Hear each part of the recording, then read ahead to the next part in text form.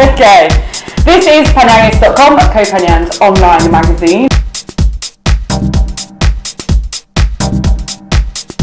And Dave Vega is with us. Thank you for having me. You're welcome. Finally we made it. I know, yeah. I had a baby in between. Rotten for months. Yeah, so I saw Dave set at a Maya party and thought I'd get him in for a chat. So you are now based on Koh Phangan. What made you decide to come here?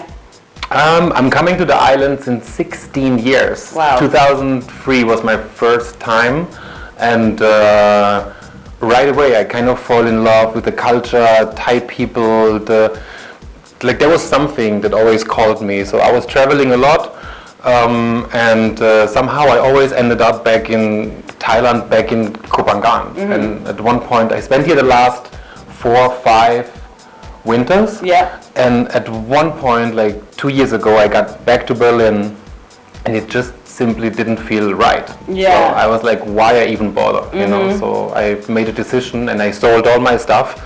I gave away actually all my stuff mostly. Very nice.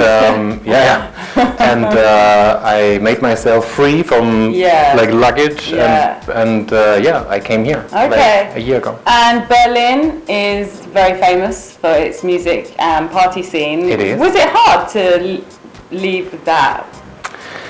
I lived there for 12 years. Yeah. And it was great. I had a really good time. And I don't know, I had the feeling I saw it all, you know, like I'm a DJ now since like 20 years. Yeah. And that means I go to nightclubs since 20 years. Yeah, yeah. So at one point, I thought I want something else, you know, and like island life is so much more healthy and like easy and like we don't do we have a traffic light on the island? I don't think so. So here we go. So at one point this like nightlife, and everybody goes there because of that. Most younger people like, oh my god, I can go out. But that was not something that I would say I would choose where I want to live, you know. Yeah.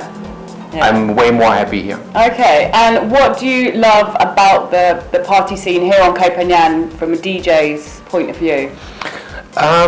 Mostly it's outside. I like that, and the island provides always like a good vibe. You know, people come here to have a good time, and you can really feel this when you are out. Yeah.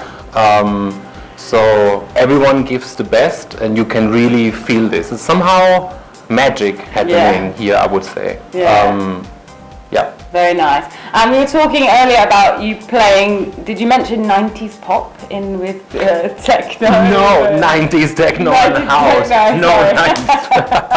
Okay, sorry about that. So talk us about your style and what kind of dance floor you like to create at a party. In total I play something between techno and house. I play a lot of old stuff. Yeah. Not because I'm not inspired about new music, I still dig a lot, but somehow a lot of tracks that I play are like 15, sometimes 20 years or older. Yeah. I like personally to play in a way where I do not play the same kind of genre all night long. Yeah.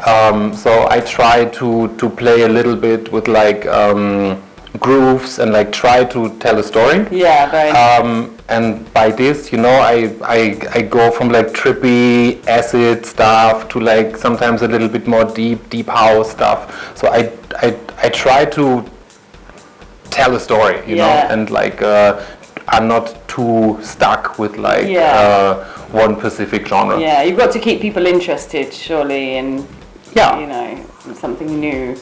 Yeah. Was there a key moment in your life where you thought, I want to be a DJ, this is what I want to do? It came quite natural. I mean, everyone mostly I think starts like that.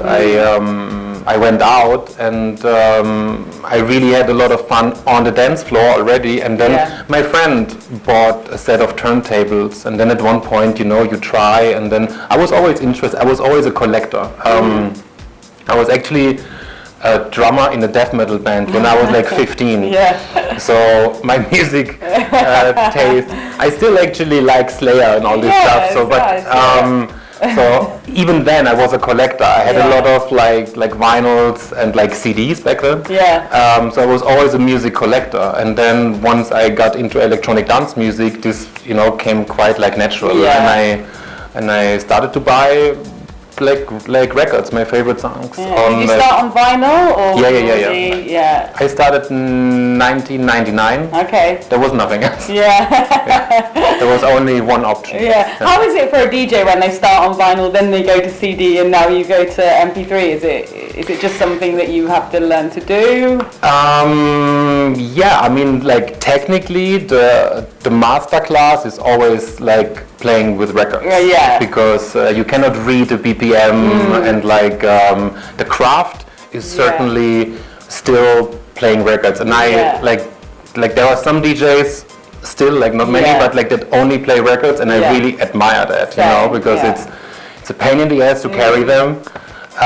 But yeah, I mean, technology went on, and it's also nice, to have like hundreds of songs on one USB stick. It's very convenient. And I mean, here on the island, I'm not even sure if there's one pair of like turntables. There have been people, but I'm not sure about now. It's just even if you would have, like the sand, you would probably ruin your record collection. Yeah, and to get the records from where you're from over shipping, here.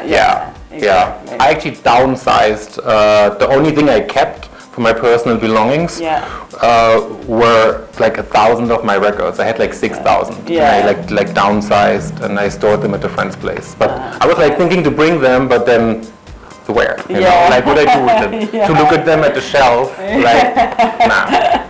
Okay, and leave us with the Dave Vega music philosophy.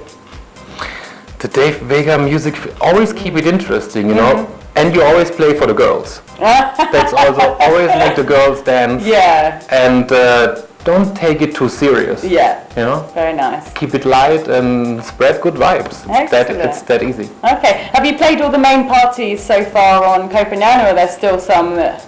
There's still some I haven't played. I never played Jungle, for example, I think I never played Half Moon.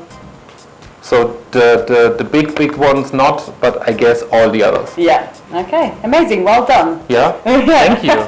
Okay. Have a look at Phanganist.com for events with Dave Vega, and have a good high season. Thank you so much. You're welcome. Bye. Bye bye.